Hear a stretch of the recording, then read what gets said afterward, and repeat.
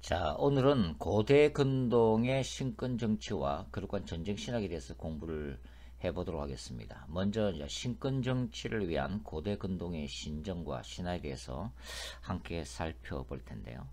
자, 이 부분에 대해서는 성공회대 구약학 교수이신 김원규 교수님의 논문이 많이 참고가 되었습니다.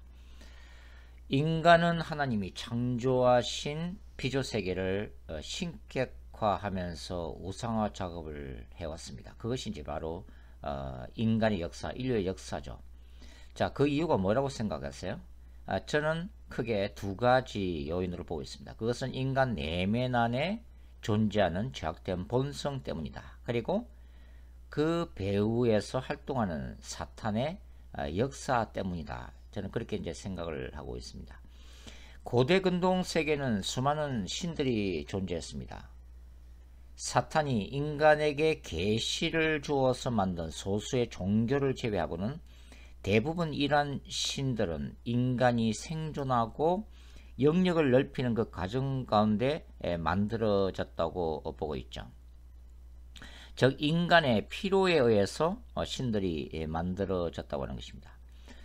케네스 C. 데이비스의 책 세계의 모든 신화에 나오는 그분의 주장은 이렇습니다. 즉 메소포타미아의 경우 그 메소포타미아 신화에 나오는 신들은 이 수천 년에 걸쳐 일어난 이 정복과 이주의 역사를 통해서 그리고 서로 다른 민족들이 이 메소포타미아 지역, 티그리스 강과 유프라테스 강, 요 지역을 중심으로 살아가면서 자신들의 필요와 정치적인 계획에 따라서 신화를 계속해서 조금씩 바꾸어 나갔다고 하는 것입니다.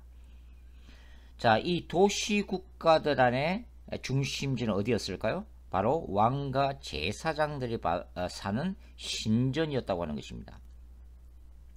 그러니까 하층 계급을 지배하는 이 왕과 제사장들 귀족층에 의해서 신화가 구체적으로 형성되고 이 신권 정치 권력 유지를 위해서 신전을 그 중심 자리로 만들었다고 하는 거죠. 고대 이집트의 경우는 이 신권 권력은 많은 신을 만들어 인간뿐만 아니라 자연, 농사, 사후 세계 이렇게까지 전체에 걸쳐서 통제를 했다고 하는 것입니다. 이집트는 그 수많은 신들이 존재했죠. 예를 들면 태양신인 라, 하늘신인 누트, 지혜신인 토트, 우주신 마트, 농사신 오시리스, 풍요와 비옥함의 여신 이시스 등 수많은 신들이 있는데 이러한 신들이 계시의 수단이 되는 신화와 상징을 통해서 바로 이런 권력층을 통해서 하부 조직 그리고 이 이집트인들을 통제했다고 하는 거죠. 따라서 신이 통치하는 세계에 살고 있는 통치자와 제사장은 뭡니까? 신의 계시를 받는 것이 특별한 권한이었다고 하는 거죠. 그리고 이런 계시를 독점함으로써 하부 구조, 백성들을 다스릴 수 있는 권력을 유지할 수 있다고 하는 것입니다. 자, 출애굽기를 우리가 읽어보면은 모세가 이집트에서 10대 재앙을 하나님의 능력으로 일으키는 장면을 볼 수가 있죠. 바로 이제 거룩한 전쟁 신학적인 관점에서 볼 때 이러한 10대 재앙의 의미는 뭡니까? 바로 이러한 그 이집트를 지배하고 있는 그 이집트의 그 바로와 권력층과 그 다음에 하부 구조 백성들을 지배하고 있는 이런 어떤 거짓 신화 또 거짓된 신앙 체계를 심판하기 위한 야훼의 거룩한 전쟁이라고 볼 수가 있는 거죠. 바로 이러한 거짓된 이 신앙 체계 위에 세워져 있는 애굽의 그 권세를 대적하는 야훼의 전쟁이기도 하고 또한 이러한 것들 배후에서 이 인간을 미혹 그렇게 함으로써 숱한 우상의 역사를 만들어냈던 사탄의 권세를 깨뜨리기 위한 야훼의 전쟁으로 저는 해석을 하고 있습니다. 자, 존 윌슨이라고 하는 이 학자는 이 고왕국 시대의 이집트 왕의 특징을 이렇게 얘기하고 있죠. 왕은 모든 일을 해결해주는 전지전능한 존재다. 이렇게 말하고 있습니다. 그러니까 이 애굽의 왕인 바로는 신적인 존재로 우상화되었다고 하는 거죠. 그러니까 고대 이집트인들이 생각했던 국가관은 뭐예요? 신들이 이집트 왕인 파라오를 통해서 늘 계시를 주고 파라오를 통해서 자신들을 축복하는 체제로 인식했다고 하는 것입니다. 그러니까 이 파라오는 신전의 제사장들과 더불어 신과 이집트인들을 연결시켜주는 중재자의 위치에 있었고, 이를 위해서 파라오는 수많은 종교적인 의례 행위에 참가하였다고 하는 것입니다.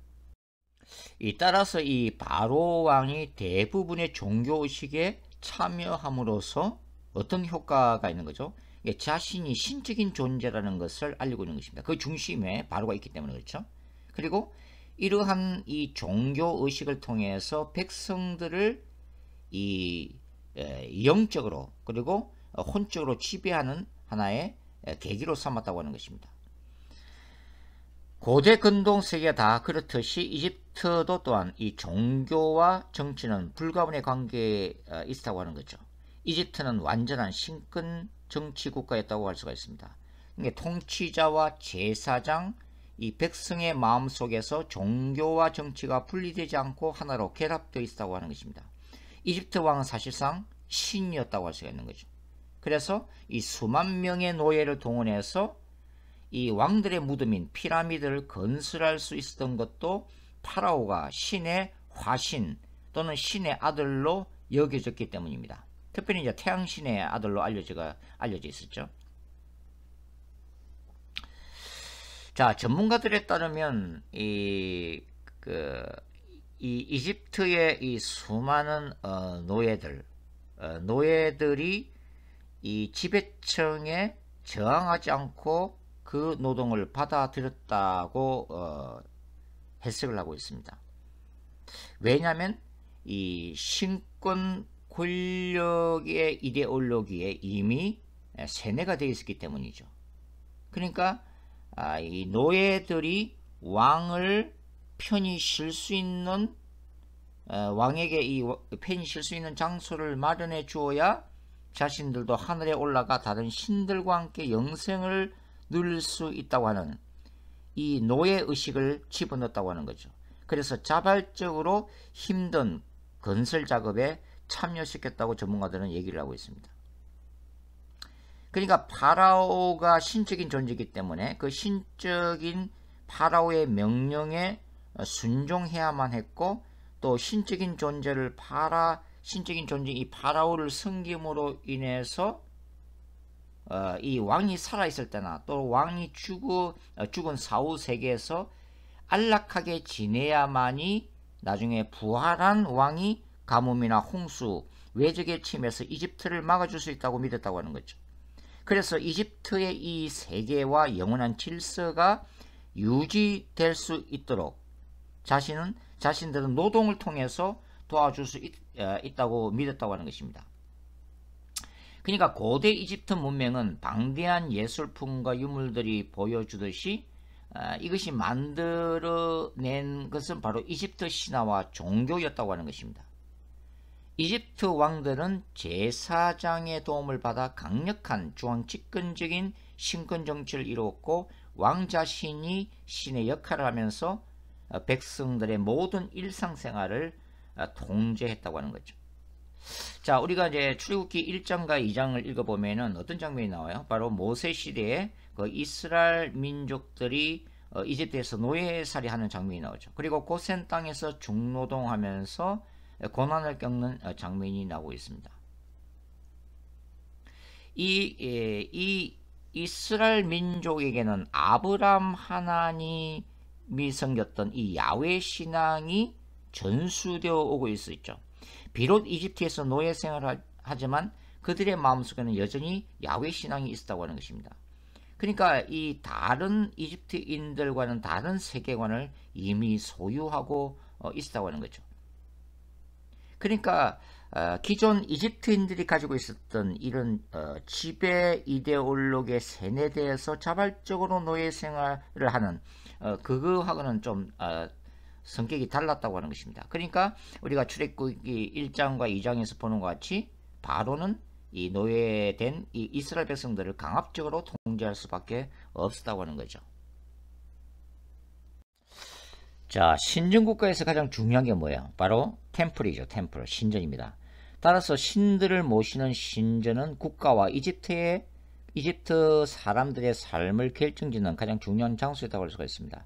자, 전문가들에 따르면 이 신전은 신을 섬기는 일 외에도 여러 가지 일을 했는데요. 그 중에는 행정관청의 역할을 했다는 기록도 있고 또 교육을 담당하는 학교인 동시에 재판이 열리는 사법부이기도 했다고 하는 것입니다. 제사장들은 각종 조각이나 그림을 그리고 수입은 이 신전의 재산으로 관리했다고 하는 거죠. 이 제사장들은 커다란 농토와 초지를 소유하고 각종 짐승들을 길렀고 이 축적된 경제력은 제사장들로 하여금 상당한 정치 권력을 행하게 만들었다고 얘기하고 있습니다. 더욱이 이 각 신전을 중심으로 그 막대한 재산이 상속됨에 따라 강력한 영향력을 갖는 제사장 왕권의 출현이 가능해졌다고 하는 거죠. 제사장들은 왕정 제사를 통해 왕 가족과 이 신을 섬기면서 성전, 부동산 등의 경제 구조를 관리했고 과축대도 관리하고 제사에 고기와 번제물을 공급했다고 하는 것입니다. 그러니까 제사장들이 성전에서 하는 중요한 기능이 뭡니까? 신들을 섬기는 각종 제사 일뿐만 아니라 이 통치권인 왕과 왕의 가족들을 보호하고 이 신전의 경제를 책임지면서 이 지배 권력의 정치 권력을 유지시키는 것이 중요한 기능 중에 하나였다고 전문가들은 얘기를 하고 있습니다. 자, 메소포타미아 지역에서도 이제 신전이 이 신권 정치의 중심지였죠. 자, 메소포타미아 지역에도 여러 도시 국가들과 제국들이 생기고 없어졌는데 이 신바벨론 제국을 한 가지 살펴본다면 느부갓네살 왕의 통치를 들 수가 있습니다. 느부갓네살은 도시를 재건축하고 기념 건물을 세우고 신전들과 왕궁 등을 중심으로 도시를 건설했습니다. 바벨론에서 이 중심되는 이 신전이 바로 마르둑 신전이죠. 지구상의 가장 고귀한 장소로 여겨졌던 이 신전을 바벨론 도시의 중심부에 위치하도록 건설했습니다. 마르둑은 바로 이 바벨론의 최고의 신이죠. 바로 태양신입니다. 그리고 전쟁과 승리의 신이고 지혜와 지식, 번영의 신으로도 숭배를 받았습니다. 이 마르둑이 가장 강한 신이 된 시기는 바벨론이 가장 큰 세력을 떨치던 도시국가가 되었을 때 일이죠. 그 전에 최고신은 누구예요? 바로 수메르의 신이었던 바람과 공기의 신 엔릴이었습니다. 마르둑이 신들 중에 왕이 되었을 때 창조 이야기에서 이 신성한 역할을 하도록 지방 신하들이 수정됐다고 하죠. 마르둑 신은 창조의 마지막 단계에 가서 비로소 사람들을 만들었다고 이 바벨론 신화는 기록을 해놓고 있습니다. 그 목적은 뭐예요? 굉장히 단순한 거죠. 신이 사람들에게 모든 일을 시키고 자신들은 쉬기 위한 목적으로 인간을 창조했다고 하는 것입니다. 그러니까 인간의 창조 이 신화는 뭘 얘기해 주는 거예요? 바로 노동력이 필요해서 신들을 섬기기 위해서 인간이 창조되었다고 하는 이 지배 이념이 담긴 신화였다고 하는 것입니다. 그러니까 노예를 비롯한 백성들에게 이 같은 신화를 지속적으로 그리고 반복적으로 주입시킴으로써 어떤 효과를 얻는 거예요? 인간의 삶 자체가 바로 신들을 섬기기 위한 그리고 이 신의 아들들인 이 왕과 지배 계층을 섬기기 위한 이 노예 노동이라는 이 숙명을 자연스럽게 받아들이게끔 그렇게 만들었다고 하는 것입니다. 그러니까 메소포타미아 신화의 목적은 바로 이 신권 정치의 중심인 이 왕권을 지속시키는 것, 그리고 통치하도록 만들기 위한 목적이고, 전쟁에서부터 인간 창조, 권력, 자연, 일상생활에 이르기까지 모든 것을 지배하고 통제하기 위한 것들이었다고 하는 거죠. 바로 이러한 이 신전과 그 다음에 신화가 말 그대로 신권 정치 권력을 유지시켜 나가는 하나의 강력한 도구였다고 하는 것입니다. 자, 이 고대 근동에서 특별히 바벨론 지역에서 이 신들이 휴식을 취하기 위해서 신전을 만든 것이 바로 지구라트였습니다. 자, 지구라트는 이 고대 바벨론인들은 하늘과 땅이 만나는 곳이라고 믿었죠. 그러니까 바로 이곳 신전에서 하늘의 신의 계시가 땅에 임한다고 이제 생각했던 것입니다. 이 지구라트는 이 구약 성서에 나오는 바벨론 이 바벨탑의 모델이 되는 건물이기도 하죠. 우리가 창세기 28장을 보면은 이 외삼촌 라반의 집으로 도전하는 야곱이 꿈을 꾸게 되는데 그 꿈의 내용은 어떤 거예요? 하나님이 하늘에 계시고 그 다음에 그 하나님과 땅을 연결하는 사닥다리가 있는데 그 사닥다리를 천사들이 오르락내리락 하는 그런 꿈을 꿨죠. 일부 학자들은 이러한 이 야곱의 꿈, 즉 하늘과 땅을 잇는 이 사닥다리가 바로 당시의 고대 근동의 지구라트가 바로 그 배경이 되었다고 설명하기도 합니다. 자, 이 지구라트 꼭대기에는 이 여러 신들을 동시에 섬기는데 이 마르둑 신전이 따로 있지만 이 지구라트 꼭대기에도 마르둑을 섬겼고 그 다음에 이 바벨론의 대표적인 여신이 이슈타르, 그리고 나부, 달의 신, 난나 등 여러 신들이 동시에 섬김을 받았다고 하는 거죠. 이 마르둑과 지구라트 신전은 거룩한 장소인 동시에 위대한 왕권을 강조하면서 신권 정치를 행하는 강력한 도구였다고 하는 것입니다. 자, 케네스 데이빗은 이 신전의 기능에 대해서 다음같이 설명하고 있습니다. 메소포타미아인의 생활과 사회의 구심점 역할을 한 것은 신전이었다. 지구라트 꼭대기의 신전은 상징적인 건축물이나 왕들의 무덤이 아니라 도시와 시민을 책임진 신을 숭배하기 위해 지은 건물이었다. 도시의 신들은 무섭고 막강한 힘을 가졌고 신전은 엄격한 서열로 구분된 제사장들이 운영했으며 세금과 헌금으로 거둬들인 막대한 부를 관리했고 드넓은 면적의 논밭과 과수원을 소유했으며 심지어는 돈을 대출해주는 은행 역할까지도 했다. 백성들은 특정 신을 섬기면서 축복과 악령에 대한 보호를 부탁하는 대가로 기도와 제물을 신전에 바쳤다. 도시에서 거대한 종교 축제가 일어나면 단순히 축제에 그친 것이 아니라 백성들의 보호자로서 왕의 지위를 굳건히 하기 위한 정치적, 국가적 드라마가 연출되었다. 신년제 행사는 번영과 힘과 질서를 보장해주는 의미를 지니고 있다. 이렇게 설명을 내놓고 있습니다. 이처럼 고대 이 지중해권은 신전이 왕과 제사장과 백성의 삶의 중심지였고 왕과 제사장과 기득권층은 이를 활용해서 이 건축물의 웅장한 규모, 내부의 상징물들, 절기제사나 축제 등을 통해서 신권 정치를 강화했다고 하는 거죠. 그리고 이를 토대로 경제적인 기반을 쌓으면서 이 전쟁에서의 승리와 백성들의 안녕을 기원하면서 신적인 지배 이념을 강화시켜 나갔다고 하는 것입니다. 이처럼 고대 근동 세계에서는 많은 신전들이 존재했다고 하는 것입니다. 이들은 이 단지 신들을 모시는 장소로 협소한 공간이 아니었다고 하는 거죠. 굉장히 넓은 장소였는데요. 이곳에서는 왕이 살고 또 제사장과 행정 관료들이 생활했던 곳입니다. 그리고 군인들이 주둔했던 곳이기도 하고 세금 징수자 등 사회 엘리트 계급들과 가족들이 1만여 명 넘게 사는 곳들도 있었다고 하는 거죠. 그리고 이 대조적으로 성벽 밖에서는 이러한 지배층에게 조달을 할 가축들이나 농산물들을 키우는 양민들이 살고 있었다고 하는 것입니다. 따라서 신전은 높은 성벽을 쌓아서 외부의 공격을 막아내며 지배 계급이 살아가는 터전이었다고 할 수가 있었습니다. 자, 거대한 신전 안에서 행해지는 절기 행사와 축제 그리고 제의 등은 왕과 제사장들이 독점을 하고 있었죠.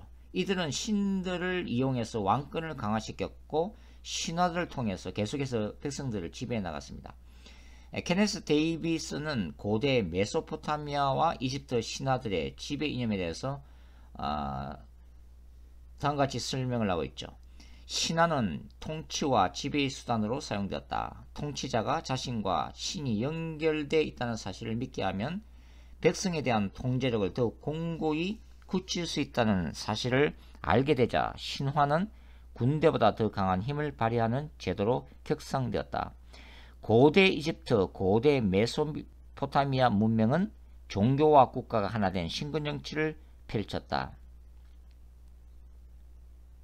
이처럼 신과 아주 가까운 관계 그리고 강력한 영향력을 지닌 제사장의 협력에 힘입어 신격화된 통치자는 백성에 대해 생사 여탈권을 행사하는 막강한 권력을 휘두를 수가 있었다.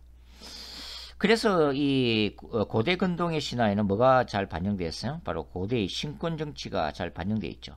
백성들은 많은 신들의 역할과 기능에 따라서 신화를 통해서 일상생활은 물론 사후세계까지 통제를 받았다고 하는 것입니다. 그래서 이 백성들은 이 신과 왕과 제사장에게 절대적인 복종을 하지 않을 수가 없었다고 하는 거죠.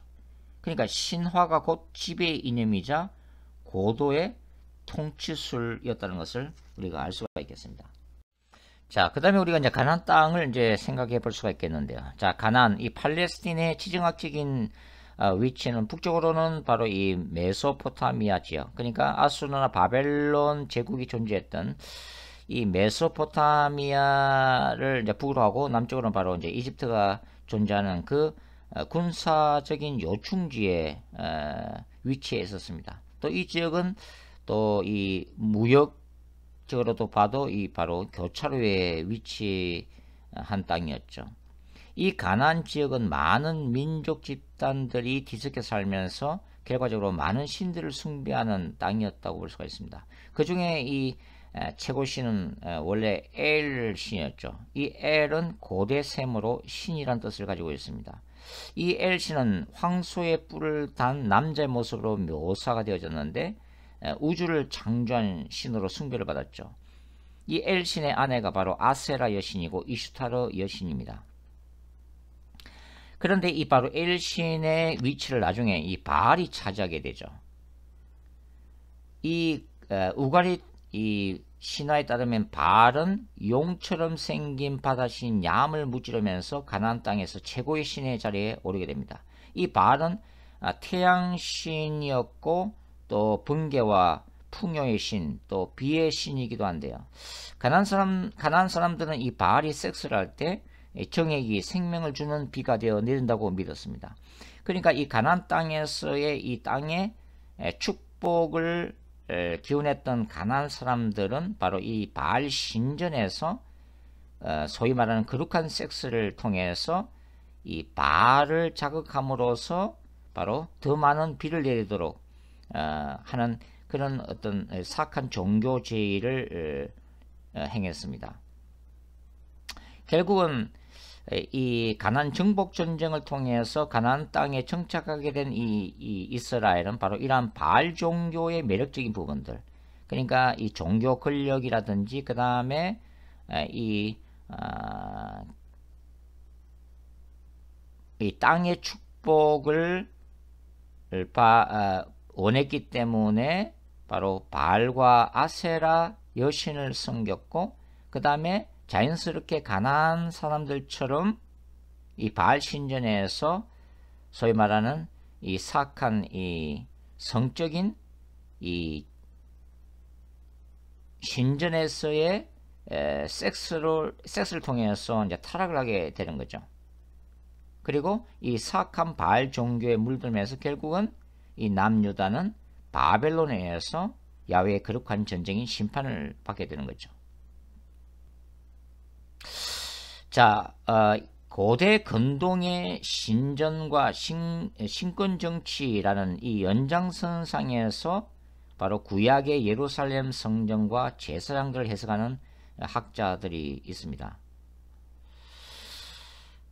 김은규 교수도 그런 관점에서 보고 있고, 그 다음에 이제 우리가 잘 알고 있는 진보주의 학자들, 그리고 자유주의 신학자들, 비교 종교학자들, 이런 관점에서 보고 있는 거죠. 그러니까 이 구약 성경, 특별히 이제 모세 오경이 바벨론 포로 이후에 당시 집권층에 의해서 정치적 필요에 따라 인위적으로 만들어진 문서로 보는 관점을 가지고 있습니다. 그러니까 이 모세 오경의 기록도 어떻게 봐요? 모세라고 하는 이 카리스마적인 인물의 출애굽 사건의 신화와 기적들의 이야기로 과대 포장된 그런 이야기로 보는 거죠. 그래서 하나님이 모세라는 인물을 통해서 모든 구체적인 율법과 제사 제도까지 주신 것으로 해석해서 이 왕과 제사장들이 신전을 중심으로 정치 종교 권력을 유지하기 위한 수단으로 삼기 위해서 바로 모세 오경을 인위적으로 정치적인 이유에서 만든 문서라고 보는 것입니다. 물론 우리는 이것에 이제 반대하는 관점이죠.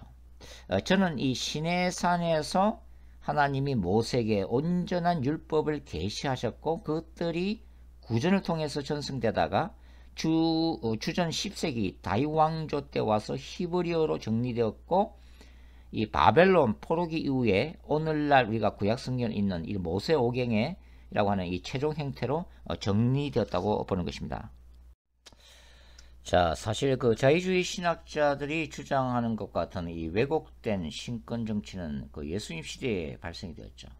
이스라엘이 시내산 언약을 통해서 하나님의 백성이 되고 하나님의 백성됨의 유지를 위해서 제사법과 율법 이행을 실천했습니다. 그러나 예수님 당시의 유대교는 더 이상 그 구원의 도구가 되지를 못했죠. 예수께서 참된 성전으로 직접 이 땅에 구원자로 오셨을 뿐만 아니라 유대교의 바리새인들은 스스로의 의에 기초한 잘못된 구원론을 주장을 했다고 하는 것입니다. 예루살렘 성전 제도를 중심으로 제사장들과 바리새인들은 이 부와 제물을 부당하게 추구했다고 하는 거죠. 예수 시대의 예루살렘의 저자 요아킴 예레미야서에 따르면 제사장들은 성전 안에 바쳐지는 희생 제물과 환전상들과 관련해서 장사치로들로부터 부당 이득을 취했습니다. 그 결과 성전 안과 밖에 부동산을 소유하고 예루살렘 인근의 집과 많은 부동산을 소유하게 되었다고 하는 거죠. 또한 바리새인들도 율법을 이용해서 부당한 세금을 받아들임으로써 부를 축적하는 방법을 사용했다고 하는 것입니다. 예수님이 성전을 방문해서 이 예루살렘 성전을 뭐라고 그래요? 장사치들의 소굴, 또 강도의 소굴이라고 비판하신 것도 무리가 아니라고 하는 것입니다. 제사장들과 바리새인들은 이 막강한 종교 권력을 사용해서 613개조에 달하는 인위적인 율법 조항들을 만들어냈죠. 그리고 그것을 통해서 사회 모든 영역에서 일반 유대인들을 지배하고 조종했다고 하는 것입니다. 이런 이유로 예수님은 이 성전, 예루살렘 성전을 심판하셔야만 했다고 하는 거죠. 우리가 요한복음 2장에 예수께서 이 성전을 헐라라고 호되게 책망하시는 모습에서 우리가 이 사실을 알 수가 있습니다. 고대 근동 신화들은 이 신권 정치의 맥락에서 나왔다고 하는 것이 대부분 이 고대 근동 연구 학자들의 주장입니다. 이 신화들은 우주 질서가 영원 불변한 것처럼 이 왕권을 이루는 사회, 경제, 정치 질서도 영원 불변하다고 못을 박아 지배 질서를 바꾸려는 시도나 위협을 차단했다고 하는 것입니다. 그리고 백성들을 신권 정치가 만들어 놓은 이 신의 뜻에 순종시키는 지배 이념을 확산시켰다고 하는 거죠. 신화와 역사가 이렇게 결합되어 있기 때문에 신화는 통치와 지배의 수단으로 사용되었다고 하는 거죠. 통치자가 신과 자신이 직접 연결되었다는 사실을 백성들로 하여금 믿게끔 하면 백성에 대한 통제력을 더욱 공고히 굳힐 수 있다는 사실을 알게 되었고, 그래서 이 신화는 군대보다 더 강한 힘을 발휘하는 제도로 격상되었다고 하는 것입니다.